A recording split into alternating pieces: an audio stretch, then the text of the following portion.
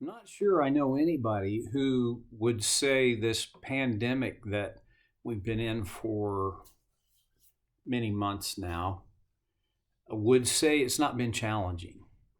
It has. I mean, on so many fronts. One of the ways that many of us have found it challenging, even introverts, have discovered that when you don't have the normal flow of life, a context for connecting with people, that creates an issue.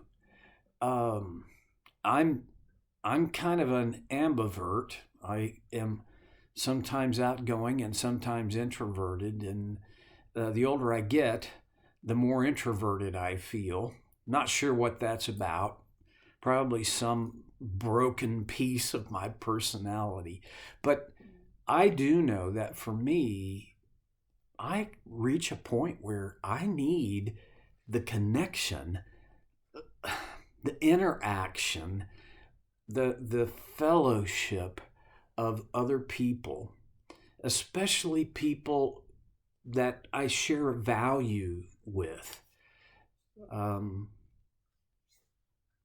the Bible calls that fellowship. John, we're looking at First John chapter 1, and he talks about this in verse 7. It's taken us a while to get through this one verse. But if we walk in the light as he is in the light, we have fellowship with one another, and the blood of Jesus, his son, purifies us from all sin. That's that's a huge that's a mouthful. Okay, here's the condition. If we walk in the light as he is in the light, then we have fellowship with one another. Here's the thing. Our fellowship, our connection is not about hobbies and interests. It's not about geographic locations. It's not about common experience.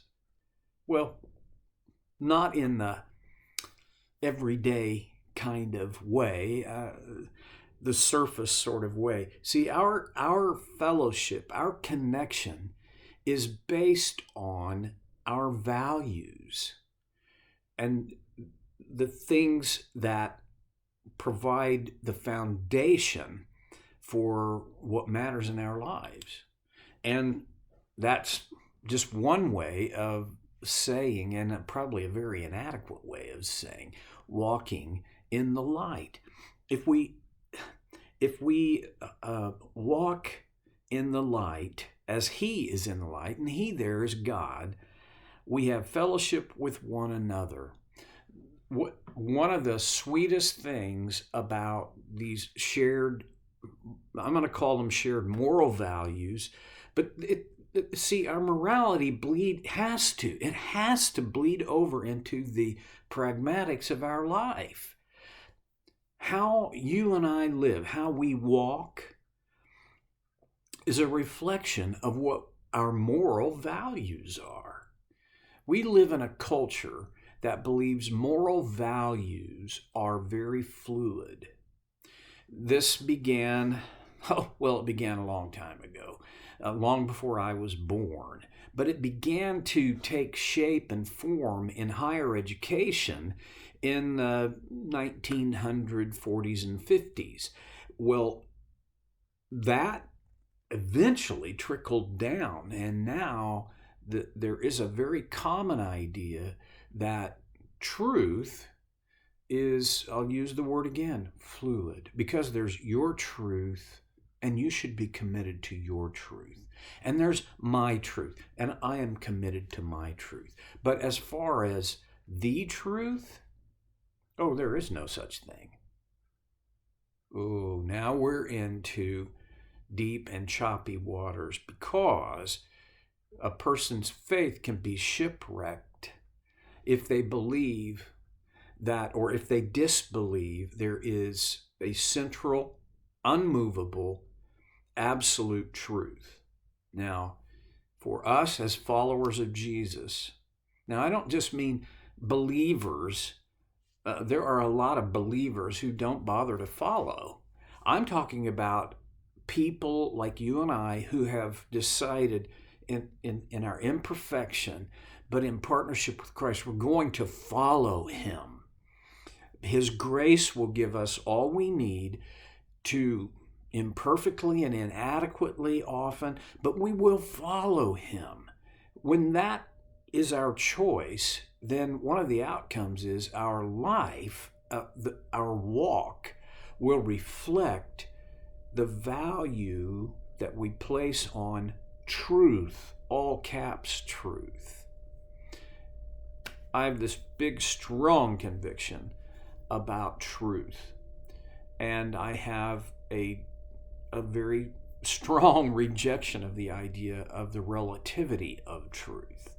See, some things could be more true or less true.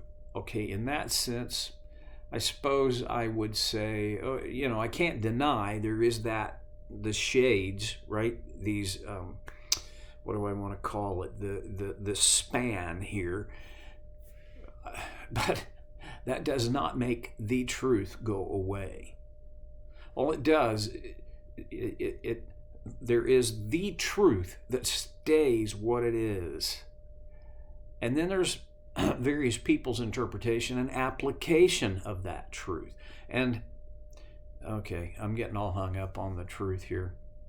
But the point is, if we walk in the light as he is in the light, we have fellowship with one another. Our fellowship is on the basis of the light we walk in. I suppose there's even a sense in which my fellowship with you or anyone has a ceiling. And the ceiling is the degree to which either I or you reflect our commitment to walking in the light. So I have to be careful, because it's not about me judging you and taking shots at you because you're not walking in the light the way I'm walking in the light. That's all. If I'm doing that, guess what? I'm no longer walking in the light. But when we walk in the light together, there is this fellowship. It's sweet, fulfilling, essential. Nobody, who was it that penned the words, "No man is an island"? And it's true. None of us. Jesus, the only one who could have lived and survived and thrived with no relationships of substance, chose to live in community, in fellowship with 12, and in this closest fellowship with the three, Peter, James, and John. Okay, if we walk in the light as he is in the light, we have fellowship with one another. That's not all. And the blood of Jesus, his son, purifies us from all sin, from every sin. Now, some people are going to read that and go, okay, so the point is, when I walk in the light, then my sins are forgiven. I'm not going to take shots at that, but I will say, what if it is not so much if then, but because then? Because we walk in the light, we have fellowship with one another, and the blood of Jesus Christ purifies us from every sin. Here's what I discover in my life is, when I live within his forgiveness, that's part of walking in the light. Living as a forgiven, loved son, child. I walk in the light. I know I work with people in my counseling often who have said yes to Jesus are dearly loved by him. Everybody I work with is dearly loved by God. Not everybody I work with has said yes to him and truly given in to him, but we're all loved dearly by him. But many of the people I work with struggle to believe about themselves what is true, that they have been forgiven. Now, I'm not saying I have this theological authority to make a decree, but I'm going to say, here's what my sensibility is. One of the last words of Jesus was, "It is finished," as he hung on the cross, drawing his last breaths, agonizing, painful beyond description. He said, "It is finished." That's just one word in Greek. And if I get it right, it's tetelestai. What it means is, well, that was the word that was stamped on a fulfilled contract. When you paid your debt in full, it was that word stamped on it, as though Jesus were saying, the debt is paid. I don't think it's bad theology to look at that moment and say, all of sin. Hear what John writes as every sin, all sin was paid for. And on that level, forgiven. When Jesus breathed his last. And we have this confirmation that his payment was sufficient in his resurrection. That being true, I'll even go with the idea that if that is true, then all my sin was future tense when it was fully paid for by Jesus on the cross. That being true, all I have to do is somehow come to terms with his terms on what do I do about accepting and receiving that forgiveness, so that his grace, and only his grace, has paid the debt, saved my soul, given me a full access to him, not on the basis of my goodness or my righteousness. It makes me good and right before God.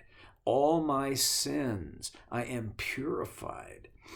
Well, if I believe that, see, now there's two directions that I can go with on this, at least. But the two directions, one direction, and this is not, I don't want to go this way, but one could choose this direction. Live however you want to.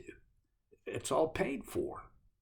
Whatever you want to do, don't worry about rules. It's not about rules.